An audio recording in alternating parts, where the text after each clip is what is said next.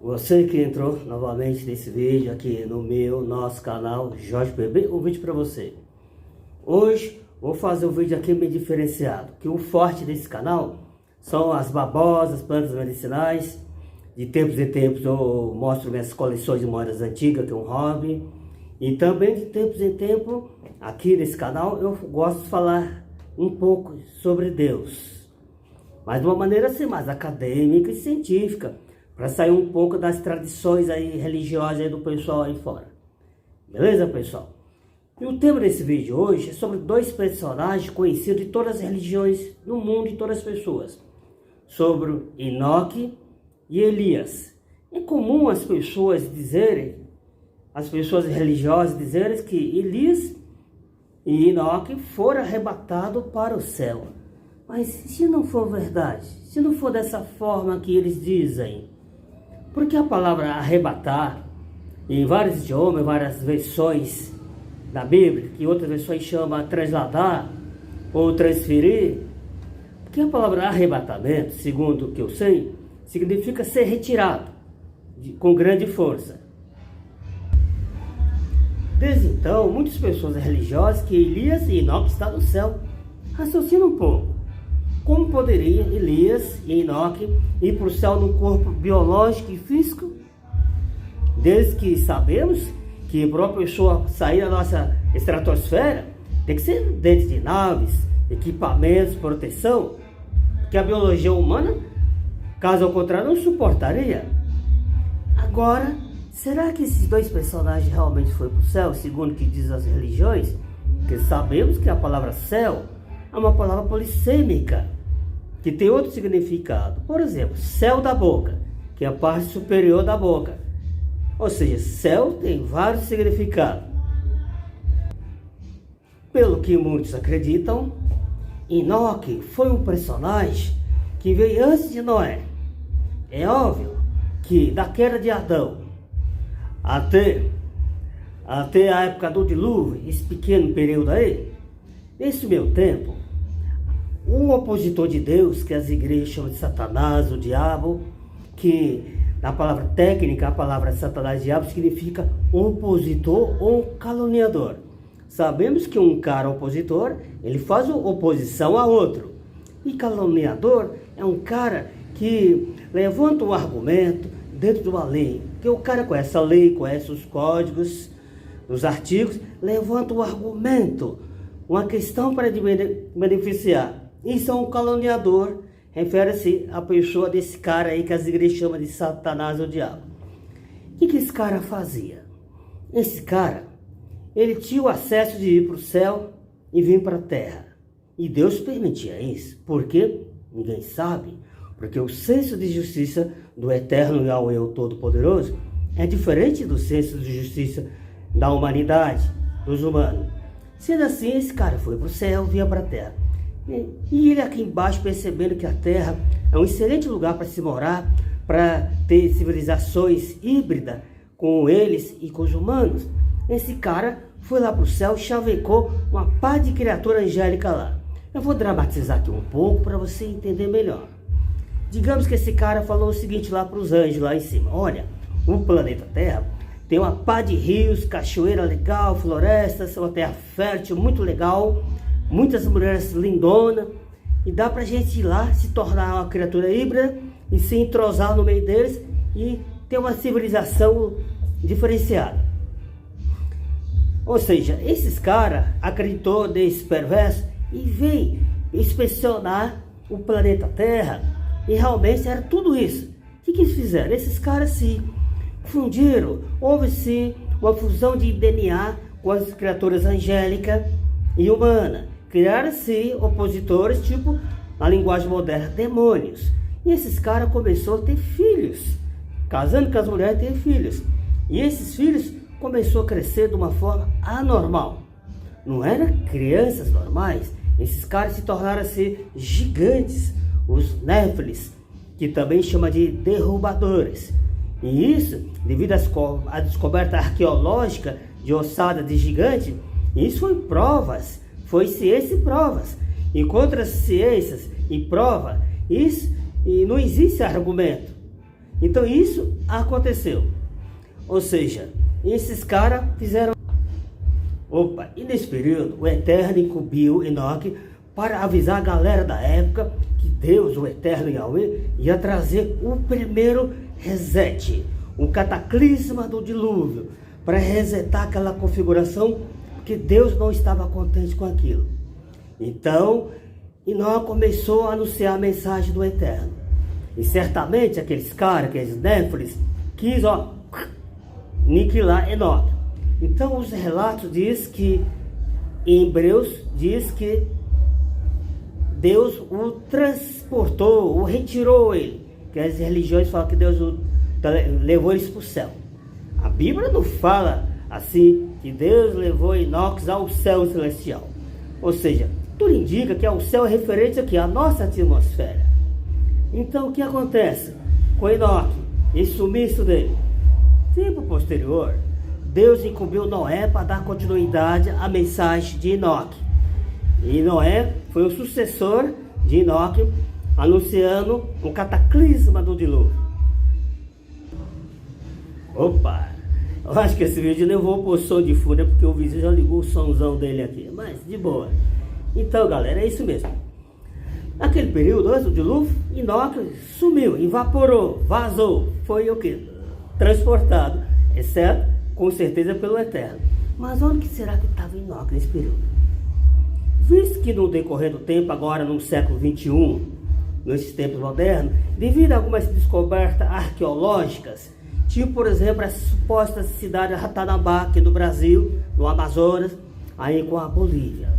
E segundo o que os caras falam, os arqueólogos modernos, que essa cidade tem vestígios de sociedade muito antiga.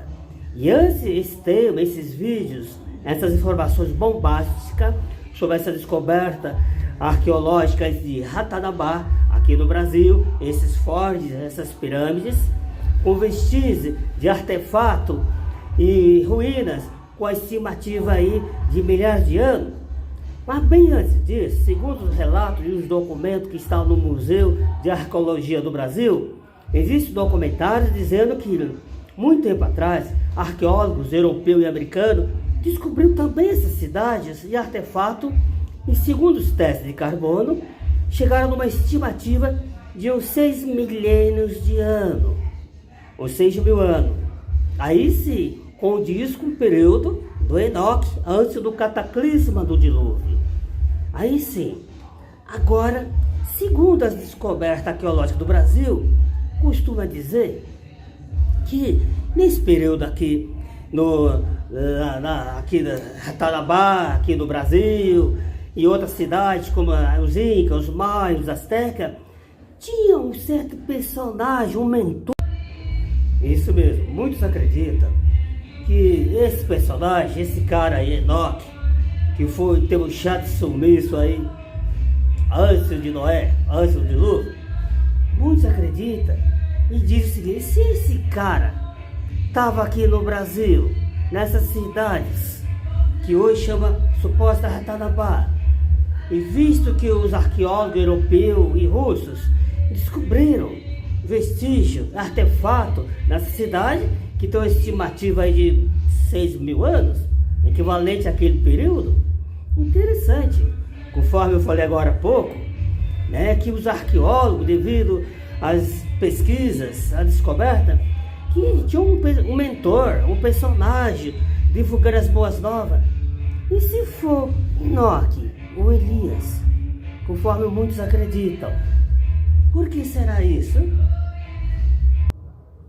Ademais, conforme o relato está na mídia aí, sobre essa descoberta arqueológica da cidade de Ratanabá, que tinha uma civilização assim que não seria humana, tal dos Morios, que tem suspeita que esses caras vieram de uma outra dimensão, outro planeta, criatura assim que não era humana, mas com fusão com humanos.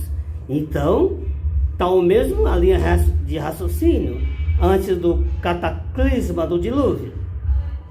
Esses caras, supostamente, né, que vieram de um lugar chamado Biru, alguma coisa assim, de uma outra dimensão, de outros planetas, que não é desse mundo.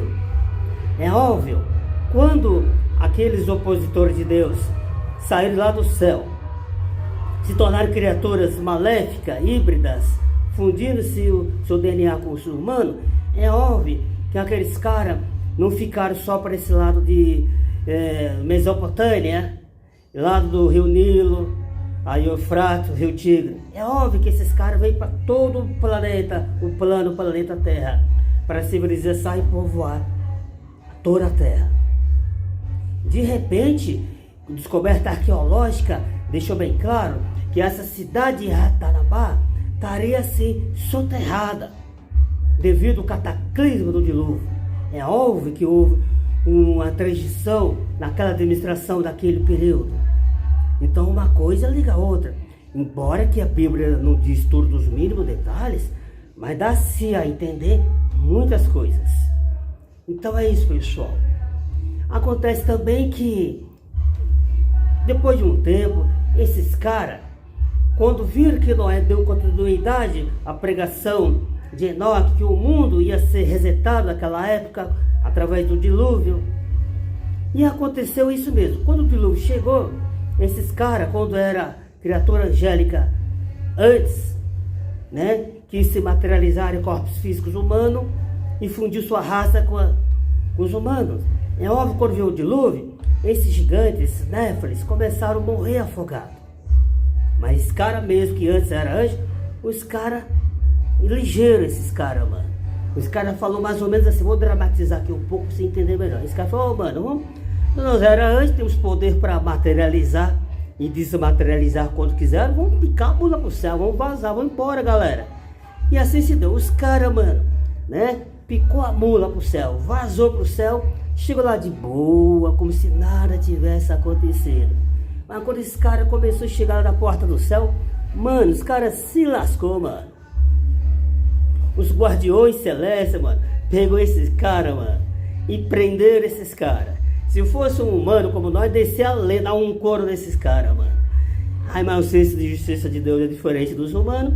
Aí, os mentores angélicos lá, ou seja, os guardiões angélicos, pegou esses caras, mano, que antes deixou sua posição celestial e se fundiu com a raça humana, se tornando assim demônios, opositores ao Eterno. Então, os guardiões celestes pegou esses caras, mano, e prendeu uma cela chamada Tártaro, que na mitologia grega diz, né, prisão subterrânea. Estranho, né? De repente, essa descoberta arqueológica aqui do Brasil, do Ratanabá, tem muito vestígio aí, túneis, né? Galeria subterrânea, tal, né? Estranho, né? Será que tem o mesmo, uma coisa liga a outra? Não dá para se pensar, né? Muito bem. Mas tempo posterior, veio outro personagem. Após o dilúvio, muito tempo, veio outro personagem chamado Elias, que as religiões dizem, Elias foi levado ao céu no carro de fogo. Mas será que Elias também foi para o céu igual Enoque? Corpo físico, biológico? Dá para se pensar, né? Puxa, será que lá no céu vai entrar humanos e corpos biológicos e físicos? Estranho, né? Ou seja, sabemos que a palavra céu é uma palavra polissêmica, que tem vários significados. Por exemplo, céu da boca, a parte superior da boca, são palavras polissêmicas, não concordam? Opa, falando agora sobre outro personagem aí, chamado Elias, que a religião fala que foi para o céu. Vamos ver, numa carruagem de fogo, e sabemos que naquela época, qualquer veículo se chamava carruagem, porque sabemos que existe carruagem fração motor e fração animal. É óbvio que aquela suposta carruagem que levou Elias ao céu era um veículo de uma alta tecnologia sagrada, porque Yahweh, o Pai, é o pai de toda a tecnologia, o maior químico, o maior físico da física quântica e da matemática de todo o tempo, espaço, acima da inteligência humana. E segundo os livros de Reis, Segunda de Reis 2, o verso 1 até o 12 e 15, tem uns relatos lá sobre a ascensão de Elias aos céus. Interessante que naquele período, Elias falou para o seu sucessor Eliseu, olha, o Eterno vai me tirar de você. Eu vou ser levado para algum canto aí. Então os dois foram indo em direção ao Rio Jordão. E de fato Elias pegou sua capa, feriu as águas, o rio se abriu. De repente, acontece o quê? Um redemoinho, um veículo. Ou seja, as religiões tradicionais dizem que foi um veículo, uma carruagem de fogo, mano. O Elias, em corpo físico, biológico, entrou nessa carruagem e ainda bateu um papo ainda com Eliseu, o seu sucessor. Ele tirou sua capa, seu manto, e entregou para Eliseu. Depois essa carruagem vazou, saiu. Segundo as religiões, foi para o céu. Mas vamos raciocinar da seguinte forma: se Elias tivesse subido ao céu assim, ele ia vertical igual um foguete, seria lógico Eliseu no dia seguinte ir em Jericó, chamar homens e procurar Elias, seu amo, atrás de uma montanha específica. Ele ia horizontal? Óbvio que não.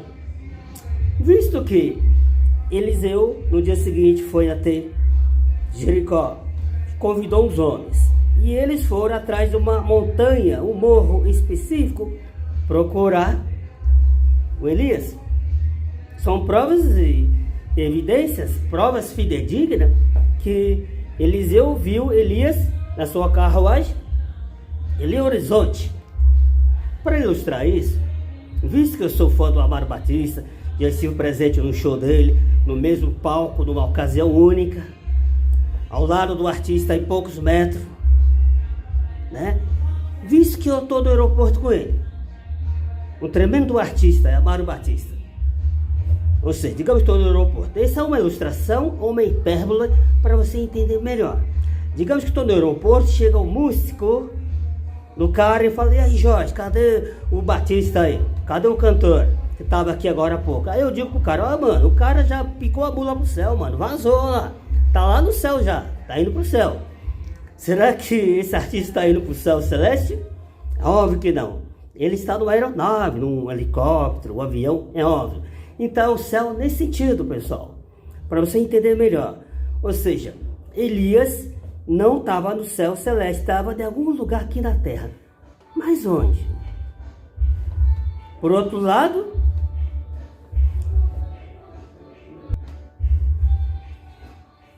no livro de 2 Crônica, tem o relato da época do rei Jeorão. Esse cara começou a fazer umas baboseiras, mano. Fez umas treta brava, feroz, cara. Aí de repente, né, chegou um mensageiro de uma terra muito, muito distante, galopando em seu cavalo. Um mensageiro trazendo uma carta, um papiro, um pergaminho, escrito diretamente pelo Elias. Interessante, né? Mas se Elias realmente estivesse no céu celestial, junto com Enoque, junto com o Eterno, Yahweh, ou Jesus e Yahshua, o filho dele, estivesse lá, teria sentido Elias usurpar o lugar do Pai Eterno, ele, por conta própria, escreveu um papiro, um pergaminho, e mandar aqui da terra para o rei Jeorão, para dar uma puxada de zoreba nele, que estava fazendo umas tretas bravas aqui? Seria lógica? Sendo que o Eterno Yahweh, o Todo-Poderoso, tem milhares de criaturas angélicas que poderiam usar como mensageiros, como já fez isso antes. É óbvio, se o rei Jeorão recebeu um escrito de Elias, que veio de um mensageiro de uma terra muito, muito distante, cuja terra a Bíblia não cita lugar nem nome. É óbvio que Elias estava aqui na terra. Mas onde será que ele estava?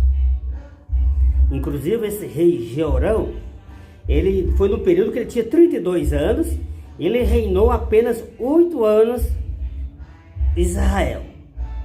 8 anos ele reinou em Israel. Então ele recebeu essa mensagem de Elias. Interessante. Por isso que é bom pesquisar qualquer assunto, não só na área da Bíblia. Porque quem pesquisa não fica à mercê de outro. Porque a ignorância, que é a falta do conhecimento exato, aprisiona as pessoas. Mas o conhecimento exato liberta. Liberta de quê? Das mentiras, dos fake news. Porque a palavra mentiras foi substituída por uma palavra mais bonita, mais sutil, chamada fake news. Mas não deixe de ser mentira. Por isso que é bom pesquisar. Quem quiser aprender mais sobre essas informações, pesquise. Use o Google, que é uma excelente ferramenta de pesquisa em toda a área, em toda a gama. Não só a área sobre o eterno, sobre Deus, como ele pensa, como ele age, mas em tudo. O Google é uma excelente ferramenta de pesquisa. Opa! Realmente, pesquisando, se chega onde que a gente quer. Ou seja, pessoal, voltando um pouco o raciocínio de Elias e Enoque, se foi ou não para o céu celestial. Mas será que Jesus, Yahushua, será que ele mentiu? Quando Yahushua deixa uma ocasião, ele diz o seguinte: ninguém subiu ao céu, a não ser aquele que desceu de lá, o próprio Jesus. Yahushua, assim está escrito João 3, o verso 13. Raciocina um pouco. Se o próprio Jesus, Yahushua, disse que ninguém subiu ao céu, a não ser aquele que desceu de lá, que é o próprio Jesus. Então são provas fidedignas que nenhum ser humano em corpo biológico subiu ao céu celestial. Não só Elias, Enoque, nem Abraão, nem outros profetas, ninguém foi ao céu. É isso mesmo, pessoal. Opa, então eu deixo esse incentivo para vocês. Se vocês quiserem pesquisar um pouco mais, para ficar por dentro desse assunto, você vai encontrar a resposta. Se você procurar esses conhecimentos, como se procurasse o ouro, a prata, a tesouro escondido, certamente o encontrará e entenderá o que significa temer ao Yahweh e o seu filho Yahushua. Assim está escrito, Provérbios 2, verso de 2 a 5. Então eu deixo esse incentivo para vocês, ok? Quem gostou desse vídeo, se inscreve no canal, dá um like, dá um joinha, que logo vamos ter outros vídeos diferenciados.